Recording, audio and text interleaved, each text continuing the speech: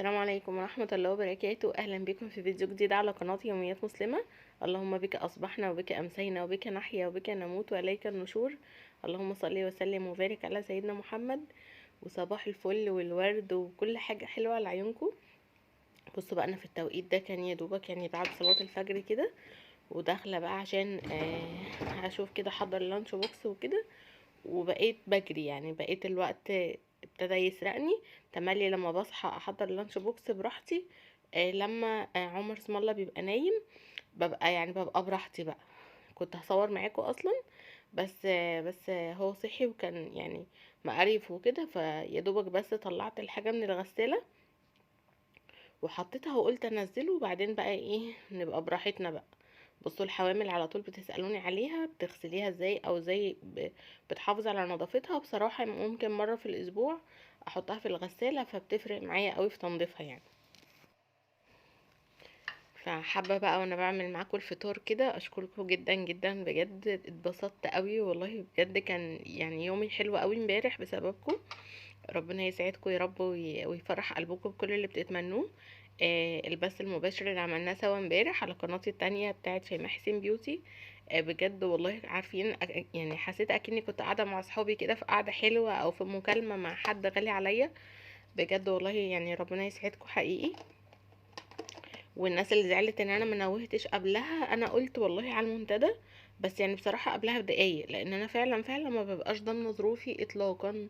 يعني اصلا انا وقاعدة جوه البث، كنت قلقانة كده، كنت حاسة ان ممكن الجرس يرن، ساعات ممكن الجرس يتخبط عليا، حد يتصل، يعني عارفين بيحصل حاجات كده. فببقى مش ضامنة ان انا اكون الوقت ده متاحة، يعني بخاف ان انا اقول لكم وتفضلوا قاعدين مستنييني مثلا او حاجة، وفي الاخر ما اقدرش اعمله، فهتبقى حاجة سخيفة.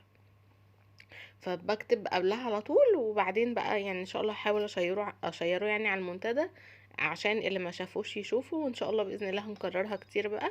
الوقت بتاع الصبح ده بيبقى حلو ومناسب قوي لحاجه زي كده. بصوا بقى، انا عملت بس السندوتش جبنه مثلثات وواحده كب كيك. كنت عاملاها يعني، ومن ضمن الحاجات اللي حطيتها لعمر في اللانش بوكس عملت بس قهوه باللبن. مش بستناها ان هي تفصل خالص، لان هي بتفور وممكن تدلق، لان المكنه دي مش مخصصه للبن اصلا. بس بحط فيها شويه لبن بودر كده مع القهوه وخلاص.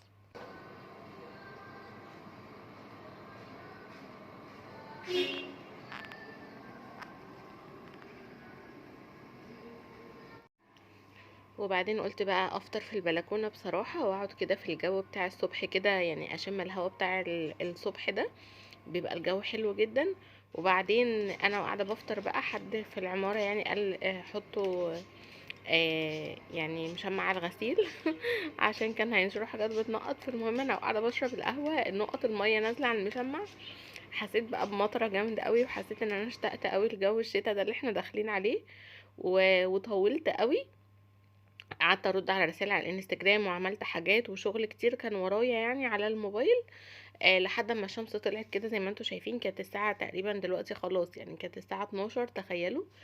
طولت قوي قوي، بس بصراحة ارتحت لان كانت حاجات متراكمة عليا، وكانت حاجات ضرورية ان انا اعملها. وكان اللي مطمني شوية ان النهاردة اليوم ده كان المدرسة بتاعت عمر بتيجي معاه، يعني بتيجي في نفس التوقيت اللي هو بيجي فيه. وبيبقى فيه درس بعد المدرسة، فبيبقى عندي بدل ما انا اخري في الشغل لحد الساعة 2، بيبقى عندي مثلا لحد الساعة 4، فبيبقى عندي بقى يعني وقت كويس اعمل فيه حاجات. فقلت ده انسب يوم يعني ان انا اخلص الحاجات اللي كانت ورايا. فبس ولعت كده عود بخور، وطبعا ولعت شفاط في اول اليوم، وفتحت الشقة كده عشان احس ايه بتغيير كده جو، والبخور برضو بيعمل جو جميل. والحمد لله ان اوضه الليفينج كانت رايقه، اهم حاجه عشان دي هي اللي بيقعدوا فيها وبياخدوا فيها الدرس.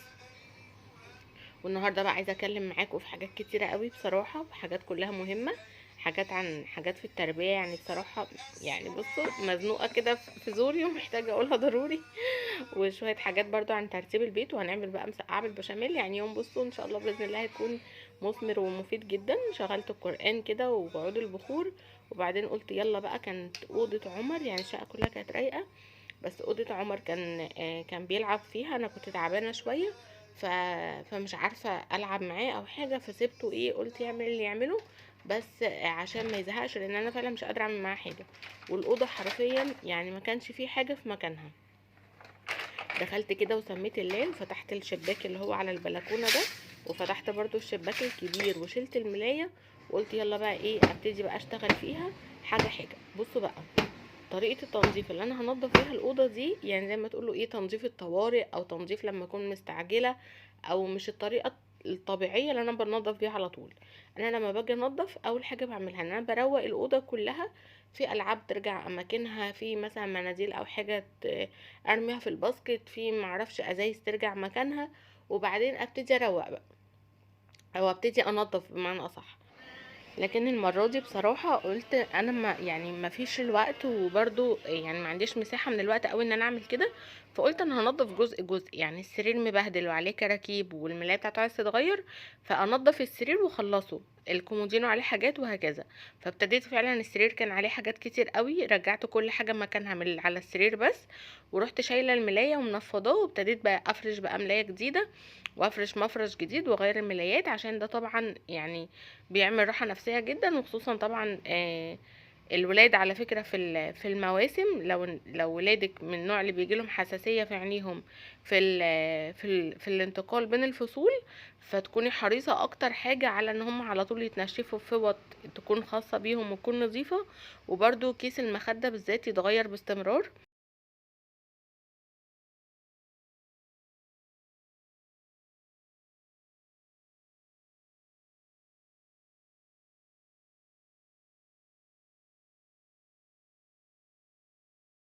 خلصت كده السرير، وظبطت كده الشكل العام بتاعه. وبعدين بقى الكومودينو كان عليه برضو شوية كراكيب ومناديل وازايز مية وازازة دواء. يعني بقيت اروق جزء جزء، شلت برضو كل حاجة من على الكومودينو، وابتديت انضفه كده والمعه، فاهميني؟ فبقيت ايه اللي هو مش ما هرجلتش الاوضه كلها مره واحده، لا، اللي هو حتى لو الوقت زنق عليا واضطريت ان انا اسيب الاوضه، فعلى الاقل يكون السرير رايق، ان هو لو حب يريح عليه. ساعات انت بتحتاج، يعني ساعات بيحصل حاجات كده طارئة بتخليكي توقفي في نص الوقت، لو الوقت ضيق معاكي. فحاولي تعملي الحاجات اللي هي تخلي ايه، تبقي انجزتي شيء ما في الأوضة يعني. فهنا خلصت برضو الكومودينو كده ما شاء الله، ونضيف، بتبقى راحة نفسية. الحاجات اللي تسندي عليها موبايل، تسندي عليها حاجة زي كده، لما بتبقى ملزقة او عليها تراب، بتحسي انت مش مرتاحة نفسيا. فخلصت الجزء ده كده من الأوضة، وكان فاضل بقى المكتب بتاعي أنا اللي عليه اللابتوب والشغل بتاعي، برضو كان عليه شوية حاجات. ابتديت ان انا اشيلها واحطها في اماكنها. وكان من ضمن الحاجات دي العاب، فبقيت الالعاب انا الالعاب الكويسه بحاول مرميش الكراتين بتاعتها، بحيث ان انا يعني احافظ عليها جوه العلب بتاعتها. فالمسدس ده كانت ماما جايباه له، حلو قوي بصراحه، ومن الحاجات اللي فعلا بحبه يلعب بيها. بحس ان هو حاجه مش يعني مش بتبوظ حاجة ومش بتبهدل وكده، وفي نفس الوقت لذيذ، يعني فكرته لذيذة. فحطيته كده في العلبة بتاعته، وهحطه كده في الرف اللي في الدولاب اللي انا منظمة فيه الالعاب. ان شاء الله الفترة الجاية واحنا بنعمل تنظيمات كده قبل الشتاء يعني، هبقى اشارك معاكم يعني ترتيب الدولاب بتاعه. وخلاص كده المكتب ما بقاش فيه عليه، يعني ما بقاش عليه اي حاجة مش بتاعته، يعني كل حاجة مش في مكانها رجعت مكانها. وابتديت ان انا ايه، ألمع كده المكتب، فابتدت الأوضة ارتاح نفسيا. لان انا كان فعلا اللي هو حسيت ان الأوضة لما كنت هروقها كلها على بعضها، هو ما كانش فيه حاجة معلهاش حاجة، يعني كانت مكركبة بشكل فظيع. فكنت حاسة ان انا مصعباها على نفسي. فقلت لا، انا هعمل السرير بس مثلا، عارفين اللي هو اكنك بتضحكي على عقلك كده، اللي هو عشان بس ايه، تخلصي. فقلت مثلا لا، ده انا اعمل السرير بس عشان بس يبقى الملاية نظيفة عشان لو حب ينام. فالسرير خلص، لقيت نفسي ان انا بعمل حاجة تانية وهكذا. هنا الدرج ده بصراحة انا يعني برجع واقول لكم للمرة المليون، يعني على قد ما تقدري تكوني عاملة ادراج في شقتك واماكن للتخزين اعملي، لان ده بتحتاجيه في وقت من الاوقات، وبيساعدك قوي قوي ان المكان حواليك يكون رايق. يعني لو ما فيش مكان للكتب دي مثلا ورصصتها على المكتب من فوق، تخيلوا بقى البهدله. لكن لما يبقى كل حاجه لها مكانها، انا يعني عامله الدرج ده، الدرجين دول فيهم هدوم، والدرج اللي في النص ده فيه بقى اللي هي الحاجات الحاجه بتاعه الدراسه.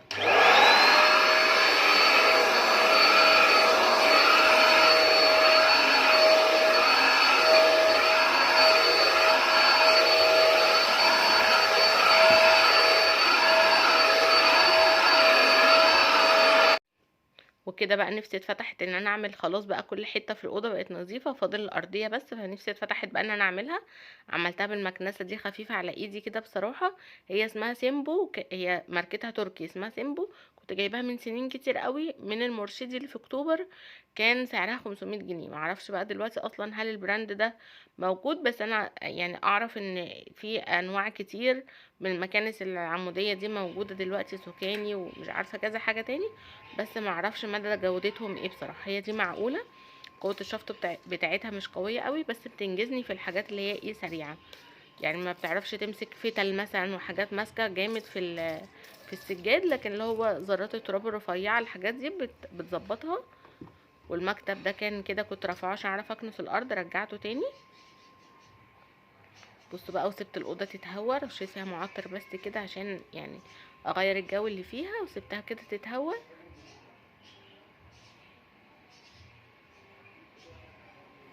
ويا دوبك بقى الحق جري ان انا ابتدي بقى في الغدا على طول.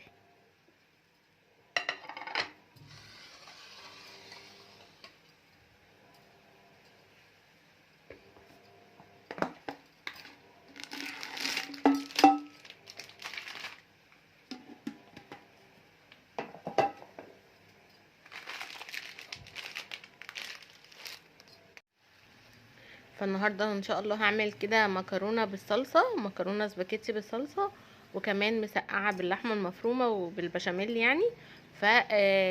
فعموما بيبقى في اكلات كده اللي هي حتى لو جهز نصها بينفع ان انت تعملي منها زي طبق تصبيره، فبتبقى منجزه يعني.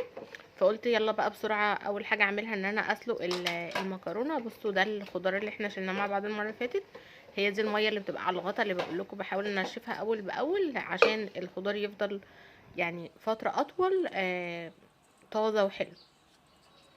فجبت كده طماطم، قلت اعمل عقبال ما المكرونة تتسلق اكون أنا ضربت بشوية الطماطم دول. يعني بقيت مثلا لو انا محتاجة مثلا كيلو طماطم ممكن اعمل بنص بس، والباقي بزوده صلصة علب بحيث ان عقبال بس ما الطماطم ترخص شوية. فابتديت ان انا اقطع الطماطم كده، وقلت اسهل حاجة اعملها في الهاند بلندر بصراحة، مش بتاخد وقت خالص. بزود عليها مية كويسة وبعدين ببتدي اضربها.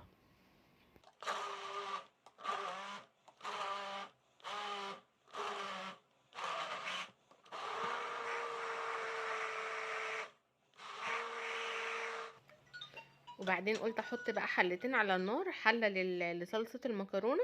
كده كده في حله كده كده بيتسلق فيها المكرونه يعني، ودي هعمل فيها صلصه المكرونه واتاخرها، واعمل في حله تانية البشاميل، بحيث ان انا إيه انجز يعني وقفتي شويه. والثوم الحمد لله هو كده جاهز معايا متفرز يعني، فطلعته بس اشوحه في شويه زيت.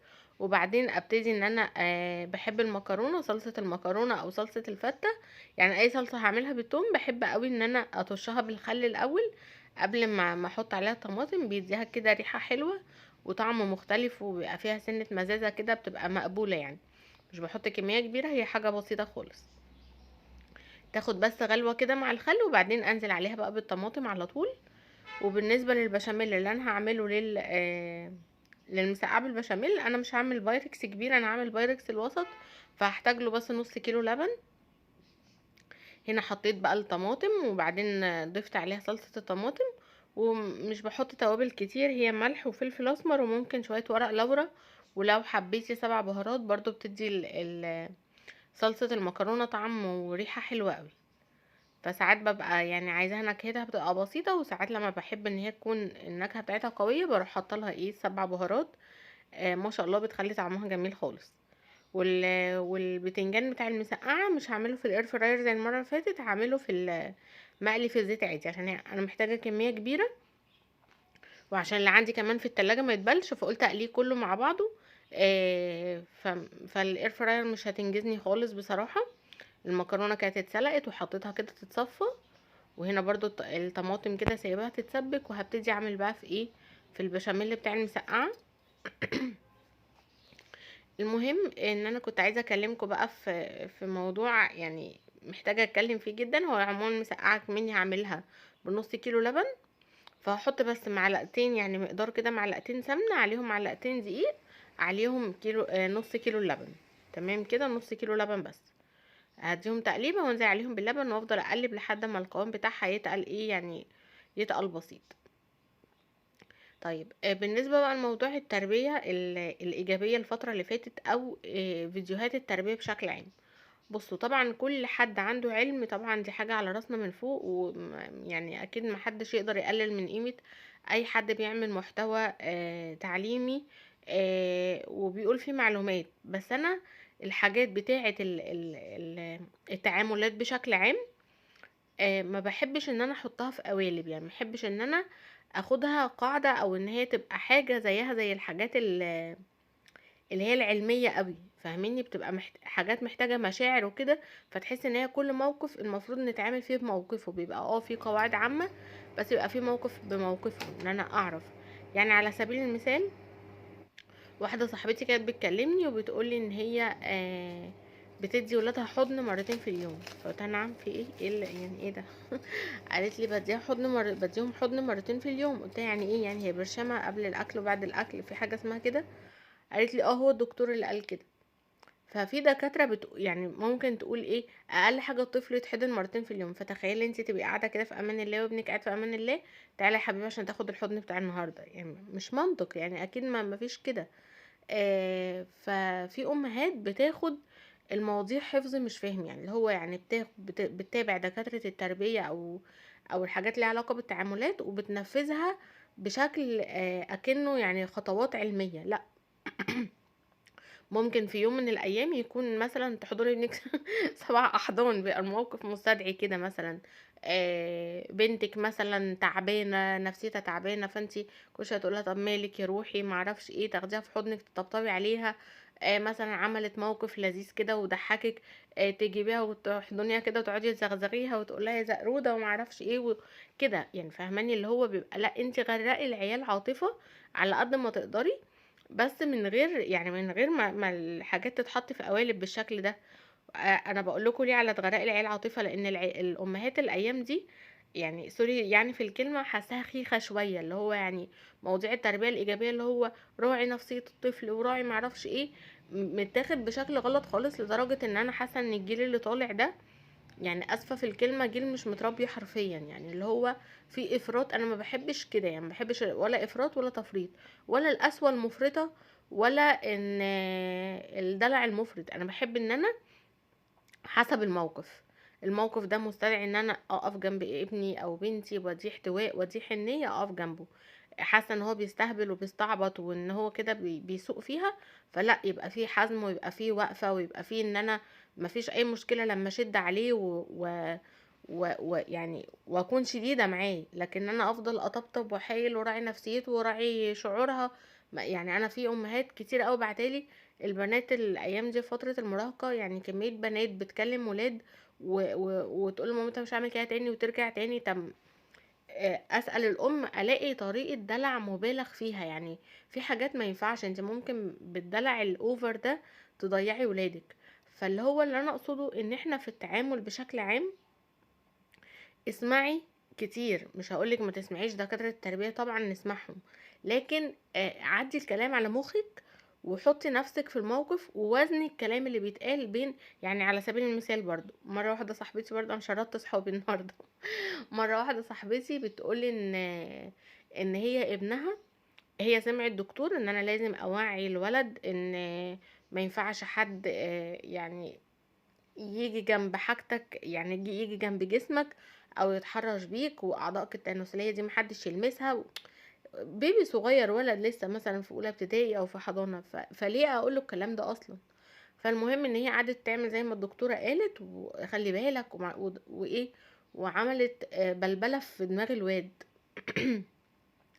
المهم الولد كل يوم يروح الحضانة، يرجع يقولها يا مامي ده صاحبي عم مسكني او اتحرش بيا، ده الميس معرفش ايه ده.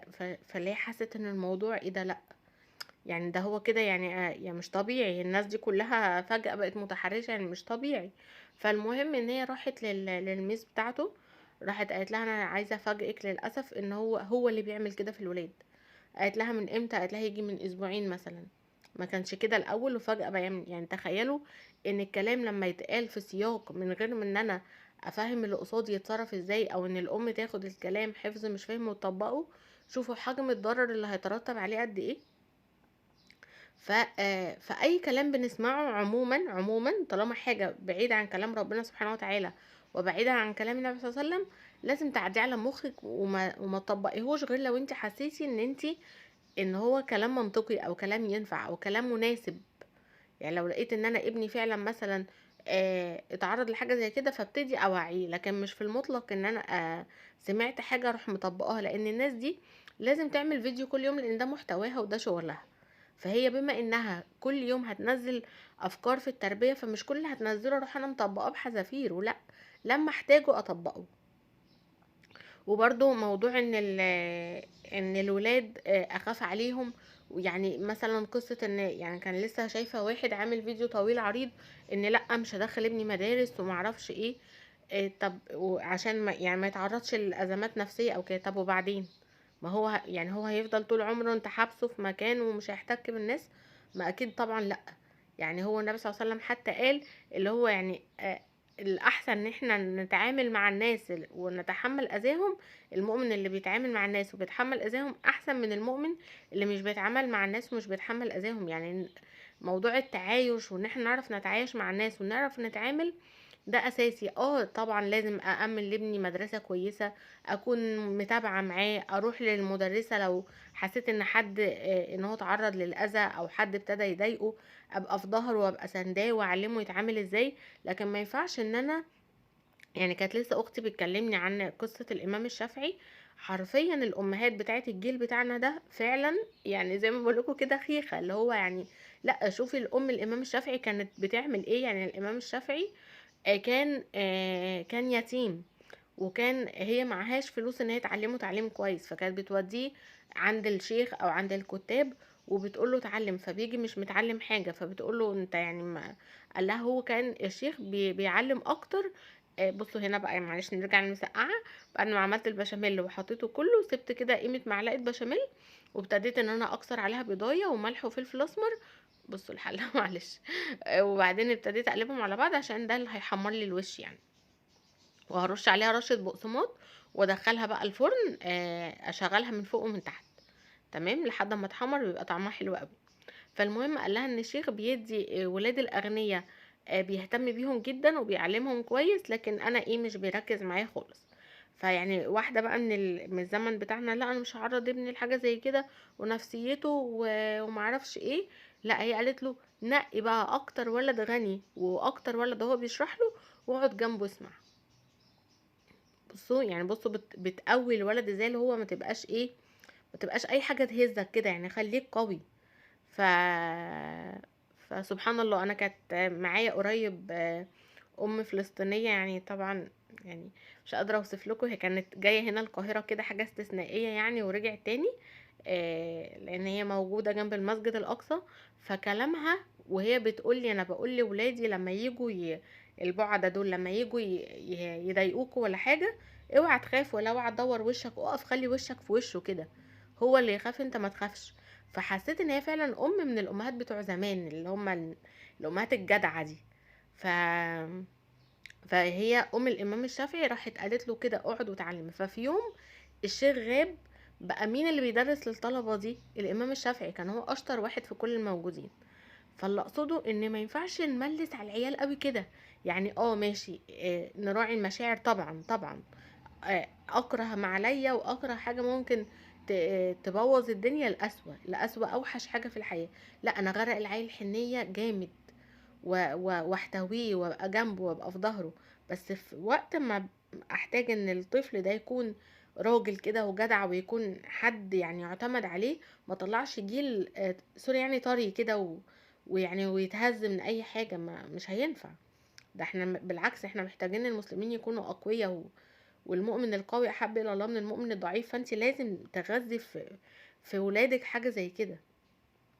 فاللي هو بقى كمية الفيديوهات يعني انا زي ما بقول لكم انا مش ضد فيديوهات التربية الايجابية، بس الفيديوهات معمولة بشكل اللي هو لما يجي بالليل ابنك اقعدي معاه وقولي له معرفش انت مبسوط مني النهاردة، ايه ده في ايه يعني؟ مش كده، انت اتصرفي صح وخليكي طبيعية. لكن الافوره يعني مش عارفه اوصلها لكم ازاي، بس اللي هي الحاجه لما تبقى مش في محلها ما بتبقاش مظبوطه.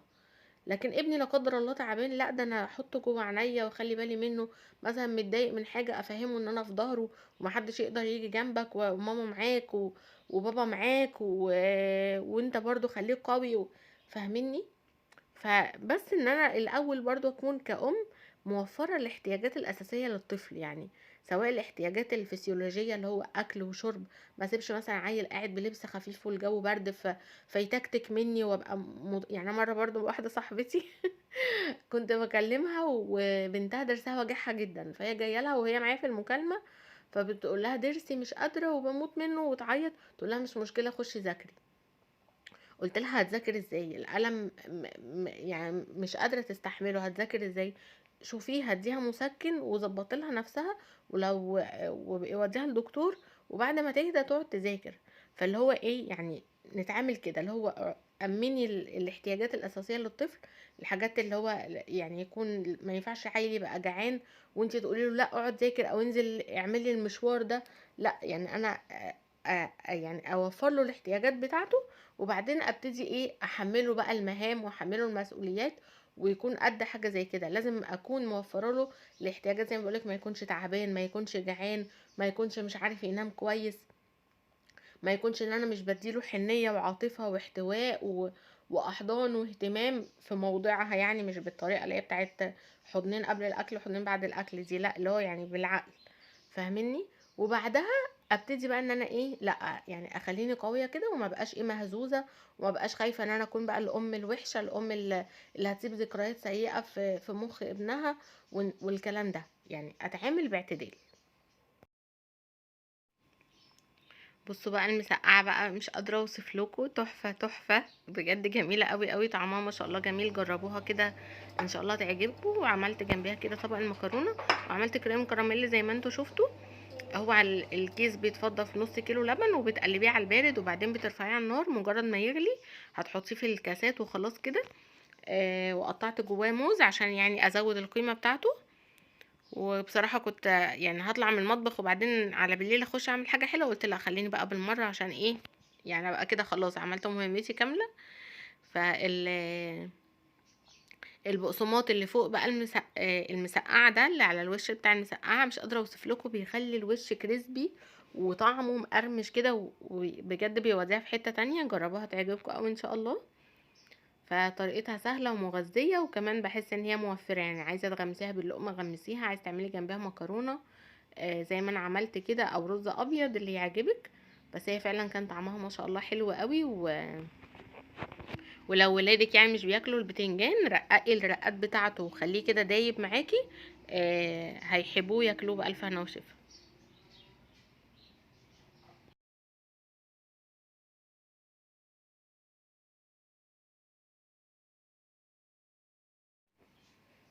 وهنا بقى كان خلاص الحمد لله، يعني يعتبر اغلب الحاجات اللي ورانا في الهوم ورك خلصت، بس كان فاضل بس حاجات في العربي.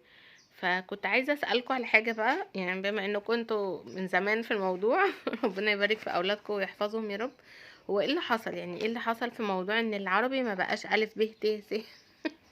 مش هو كان اسمها حروف ابجديه اللي هي يعني هي مرتبه كده الف ب ت، ليه بقى الف ميم؟ يعني انا مش فاهمه ايه اللي حصل. ليه بقى الدنيا، يعني ليه الحروف ما بقتش ورا بعضها بجد؟ يعني عادي ما عنديش مشكله بس يعني الموضوع جديد بالنسبه لي. وبرضو موضوع ان انت مجرد ما الولد بيتعلم الحرف بيتعلمه بالحركات بتاعته، اللي هو يعني يعني احنا لسه بنتعلم مثلا نكتب الالف وعليها الهمزه، فلا انت فيها الهمزه دي ساعات تبقى فوق وساعات تبقى تحت وساعات بتبقى عليها ضمه. حاسه ان هو يعني هو كويس ومش كويس في نفس الوقت، حاسه ان هو الموضوع صعب شويه.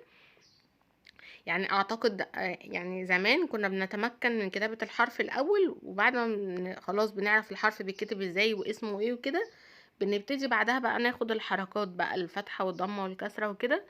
لكن دلوقتي مش ده اللي حصلان. في حاجات بيبقى المكتوب عليها سي دبليو دي اللي هي اللي هي كلاس وورك يعني، وفي الاتش دبليو اللي هو ده في الهوم وورك، يعني في الحاجات اللي هي الميس اشتغلت معاه فيها، والهوم وورك ده اللي هو عشان انا برضو الرموز دي كانت كانت برضو عامله لي قلق في الاول، ما كنتش فاهمه ده اختصار لايه اصلا.